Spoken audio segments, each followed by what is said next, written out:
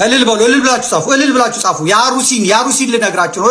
እልል በሉ፣ ጻፉ፣ ጻፍ፣ እልል ብለህ ጻፍ፣ እልል ብለህ ጻፍ፣ እልል ብለህ እልል በሉ። እግዚአብሔርማ ስራ ይሰራል እኮ እግዚአብሔር ስራ ይሰራል።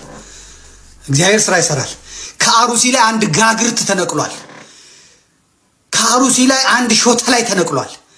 ከአሩሲ ላይ አንድ እንትን ተነስቷል። እልል በሉ፣ እልል በሉ። ኤፍሬም እሸቴ ይበድ፣ የሚያብድ ይበድ። እልል በል። ቅዱስ ሲኖዶስ ዛሬ የወሰነው ውሳኔ ነው የማነብላችሁ። ያው እየተከታተሉ ስለሆነ ነው። ይህንን አቅርብ ያሉኝን ነው ስለማምናቸው ነው የማነበው። ቀን ዛሬ ተጽፏል 11 4ኛ ወር 2018 ዓ.ም የኢትዮጵያ ኦርቶዶክስ ተዋሕዶ ቤተክርስቲያን ቅዱስ ሲኖዶስ ጽሕፈት ቤት ለብፁዕ አባ ያሬድ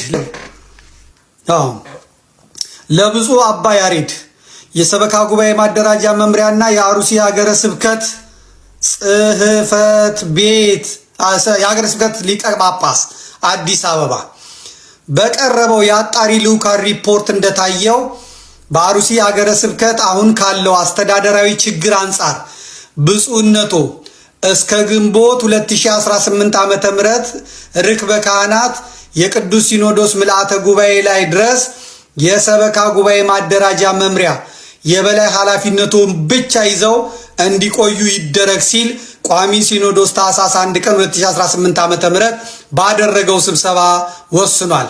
ስለዚህ በቋሚ ሲኖዶስ ውሳኔ መሰረት እስከ ግንቦት 2018 ዓመተ ምህረት ርክበ ካህናት የቅዱስ ሲኖዶስ ምልአተ ጉባኤ ድረስ ለጊዜው የሰበካ ጉባኤ ማደራጃ መምሪያ የበላይ ኃላፊነቶች ብቻ ይዘው እየሰሩ እንዲቆዩ የተወሰነ መሆኑን እናስታውቃለን።